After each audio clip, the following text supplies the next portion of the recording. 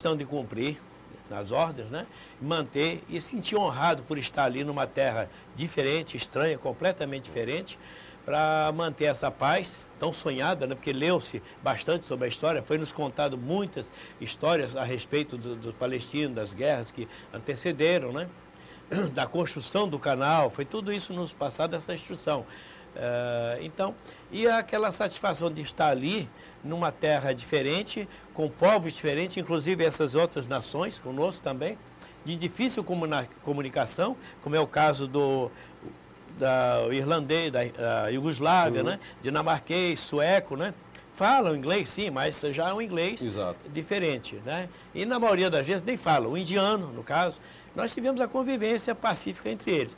E a oportunidade também que a ONU nos deu, uma regalia de 15 dias, para visitar o Cairo, visitar o Museu do Cairo, Jerusalém, tá? O Líbano, né? Então são países perto ali que tínhamos essa regalia de visitar. Isso foi uma experiência muito boa. Conhecer as pirâmides, né? Então isso mexeu muito com o ego de cada um, cada brasileiro. Todos, era uma missão que você vai sofrer lá na fronteira, marchar na areia mole lá, na areia macia, mas depois você vai ter uma regalia de uma satisfação. Então esse prêmio era muito importante, e foi muito importante. E como foi o reconhecimento do Batalhão Suez diante do mundo? Bom, o reconhecimento, inicialmente após 90 dias lá, frequentando, né, patrulhando, foi nos concedido uma grande honraria. É o prêmio da In the Peace of, aliás, da medalha, até me falhou aqui. Não tem problema não. A In the Peace, né? A medalha de paz, né? Que nós recebemos lá na solenidade, tá? Então, depois dessa medalha, já acabou-se em 67 a missão, nós tivemos a satisfação no Brasil já de ter conhecimento do Prêmio Nobel da Paz em 1988, que o Xavier de Cuéllar, como embaixador da ONU na época, né, em 88, eles estavam fazendo a busca, porque o Prêmio Nobel da Paz, todo 10 de dezembro é concedido, vem aí o 10 de dezembro, mas em outubro é selecionado quem vai receber, e outros prêmios, né, de ciência e tal, né?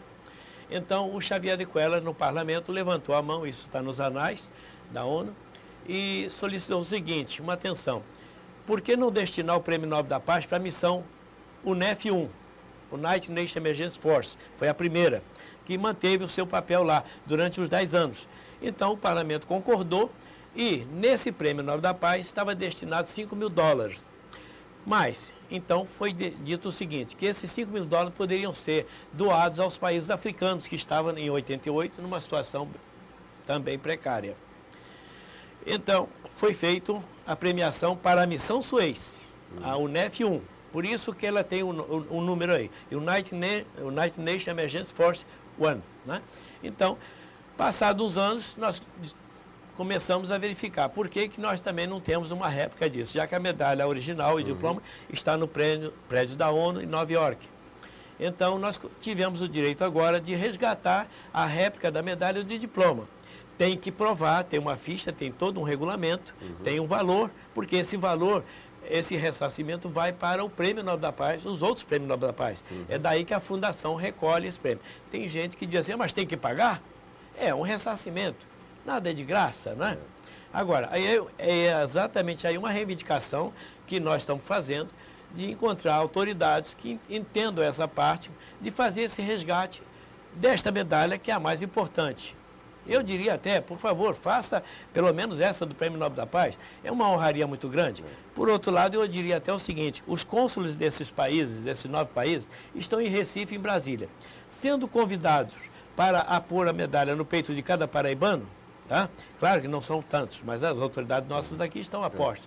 Então, eles viriam aqui dar mais um brio ao estado da Paraíba. É uma honraria que o estado teria de ter esses cônsules e com essas bandeiras que eu faço a exposição, como inclusive aproveito para dizer que na terça-feira eu vou expor essas bandeiras na Assembleia, tá? Porque vou receber uma homenagem lá. Então eu faço questão de mostrar as bandeiras que participaram da missão. Eu acho que é importante, eu faço isso no abertura da Semana da Pátria, faço no 7 de setembro, para mostrar o valor dessa missão. porque outros colegas tentaram fazer, mas às vezes não encontraram mais alguém para ajudar. Então, eu encontrei alguém que entrasse comigo agora e disse, vamos fazer? Vamos. É aquela história que eu iniciei. Tem que fazer alguma coisa? Vamos fazer, não deixa morrer. A história do Batalhão Suez. É verdade. Quer dizer, não é resgatar, mas é continuar a chama sempre acesa, né? É. Se me permite eu falar, Pois esse não, monumento foi idealizado... É uma dos pedidos dos senhores, né? Esse monumento foi idealizado, aprovado em 2009, está no Diário Oficial, pelo atual governador, né? Quando ele era prefeito, foi assinado. E eu solicitei que pudesse ser no Estação Ciência, por ser um lugar preservado de vândalos, mas segundo o regulamento não pode. Então estou solicitando que seja no anexo da Estação Ciência. Caso não seja, poderia ser no Centro de Convenções que está sendo construído. Esse monumento, ele não é único, ele é abrangente aos boinas azuis do mundo. Tanto é que eu tenho um trecho aqui, desculpe, que diz o seguinte: homenagem aos boinas azuis da Força de Emergência das Nações Unidas, detentores do Prêmio Nobel da Paz 1988, que atuaram na faixa de Gaza, fronteira entre Egito e Israel, deserto do Sinai, no período de 1957 a 67, e a todos os militares que participam em missões internacionais para a manutenção da paz mundial. Então ele é abrangente, é internacional. Tá? E eu mostro aqui as bandeiras dos países que participaram, alguns casos aqui eu mostro também nos 4 lados da pirâmide. Quer dizer que esse monumento é monumento ao paseador, ele vem a ser exatamente no formato pirâmide. Lembrando... a pirâmide de Quéops. E vocês também reivindicam o que mais, além desse monumento? Outras reivindicações é o seguinte, é o direito a um benefício financeiro. Isso existe um projeto em Brasília, que partiu agora. Tem vários projetos, desde 1958 nós vamos tentando. Pelo seguinte, porque cabo soldado nós somos excluídos, tá? E a maioria desses cabos soldados, muitos passam privações. Aqui nós temos, e todas essas federações nós temos colegas que passam necessidade. Alguns nem conseguiram nem pelo INSS, né? E se ausentaram mesmo da vida. Alguns têm problemas não só financeiros, como problemas físicos, né? Mentais até, entendeu? Eu diria, porque alguns não resistiram muito bem, ficaram um pouco avariados, digamos. Então, essa reivindicação é sobre 2 salários mínimos para cada cidadão desse. Essa reivindicação partiu do Recife pelo senador, não me recordo o nome dele agora, tá? Mas são 2 senadores, tá? Que partiram e fizeram a proposta. Essa é a que está em vigor atualmente. Não é exigir muito, é uma ajuda porque estão todos além dos 70 anos. É um benefício financeiro, porque nessa idade se gasta muito com medicamento, com várias situações. E essa é a situação de um grande número desses boinas azuis. Esse monumento, voltando à questão do monumento, só esses locais que os senhores pretendem colocar ou tem outros também locais? Talvez houvesse outro local, mas acontece que devido a ser um monumento que contém muita informação pelos 4 lados, eu gostaria de evitar o vandalismo. Né? Essas bandeiras que estão fixadas aqui, nesse mostruário, elas deverão ser em aço, com pintura automotiva, para resistir mais ao tempo. Inoxidável, se possível, né? Tá aqui, ó. Tá? Tá aqui esse material. Pode falar, pode continuar falando. Ok. Tá. Enfim, é um material que para durar. E a ideia seria que ele fosse em granito, tá? Para evitar mesmo não sofrer corrosão do tempo. Ok? Os senhores são merecedores, né? Porque foram representando o país, o Brasil, né? Nessa missão que não é fácil, né? Quer dizer, foram ao extremo. Os senhores têm algum site? Aqui tem também o material. Contingente de militares do Exército Brasileiro em Suez, total 1.200 e... Aliás, 6.000. Desculpa, 6.226. Do general ao soldado. Quer dizer que foram 2 generais, né? Foram 2 generais, 2 tenentes-coronéis, 53 majores, 94 capitães, 144 primeiro-tenentes, 94 segundo-tenente, 40 subtenente, 83 primeiro-sargento, 253 segundo-sargento, 588 terceiro-sargento, 808 cabos e o grosso da história, 4.055 soldados. E o que esse pessoal aqui desenvolvia, qual é a formação para justificar que eles teriam que estar lá? A formação dentro da especialidade.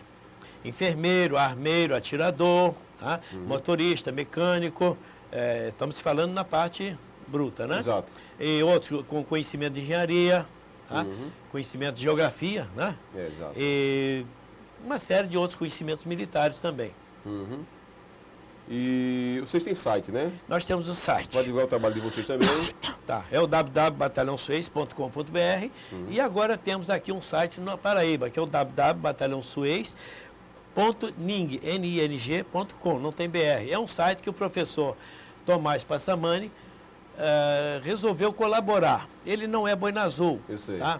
Ele é do Olivina Olívia. É porque eu restaurei uma porta histórica de lá do restaurino, do Olivina, e ele achou aquilo muito interessante. E ouviu a nossa história, participou também, e aí resolveu fazer esse site aqui para mostrar nossas atividades dentro do estado da Paraíba.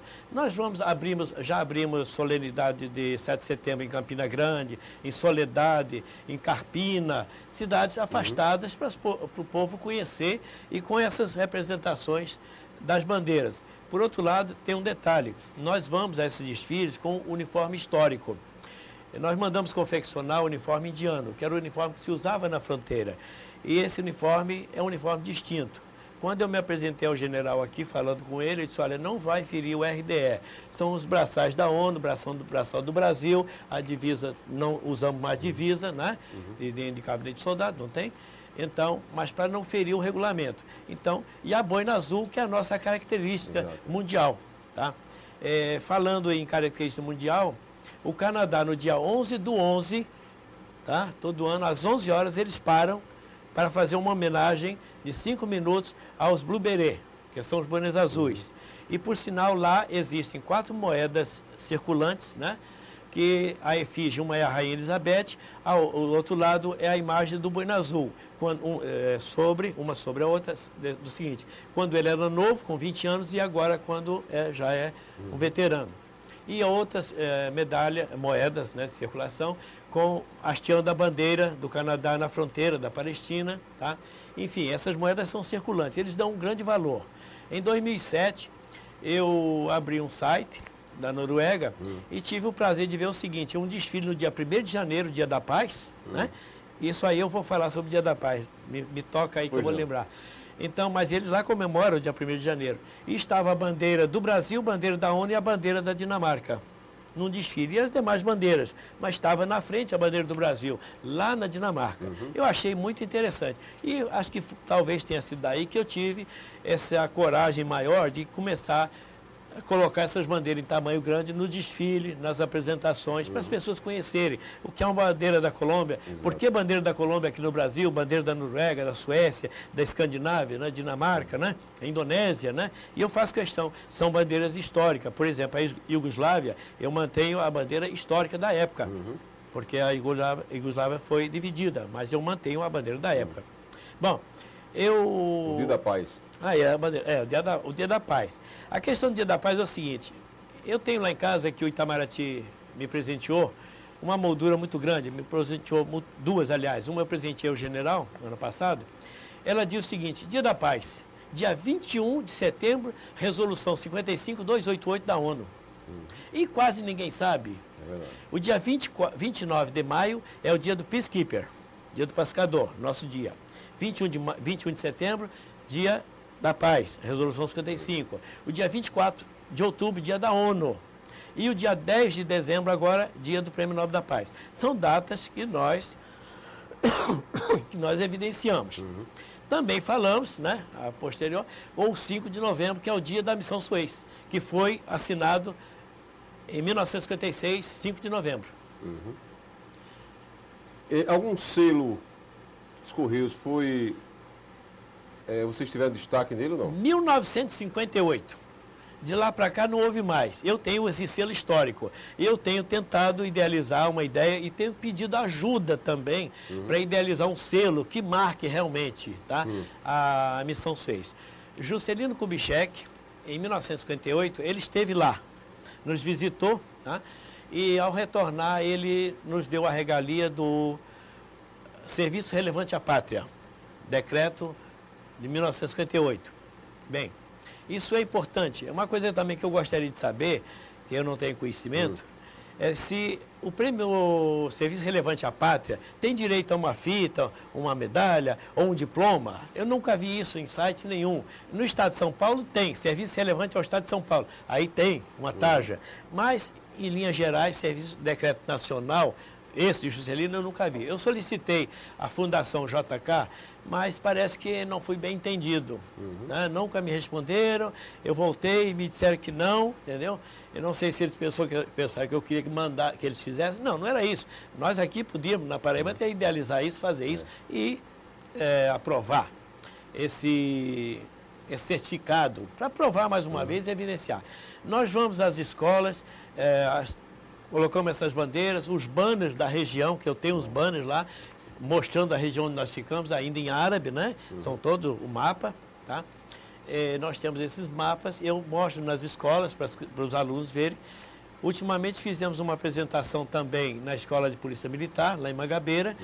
Eu creio que atendeu as exigências. Eu mostrei um vídeo do início, um vídeo preto e branco também, que eu consegui da Escandinávia, tá? O dia a dia, montagem de barraca, percorrendo todo aquele trecho, a área inclusive um pouco montanhosa, né?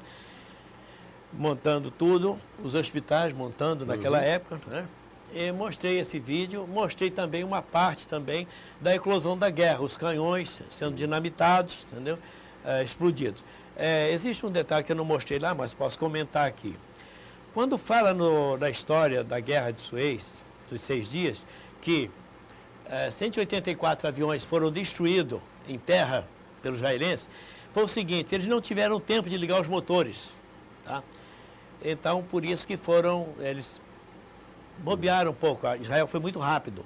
Então, 184 aviões destruídos em guerra é muita coisa. E mais, se não me falha a memória, 400 e tantos tanques, né, destruídos ao longo do deserto, na fronteira. Nós temos aí no site, aliás, nós temos agora uma nova face do site. Está muito interessante de ver os mapas, ver essa parte de guerra, tem uns vídeos, temos livros também já editados, né?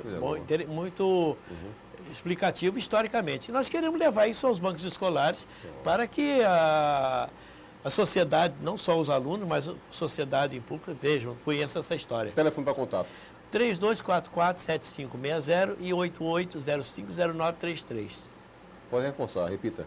3244-7560. 88050933.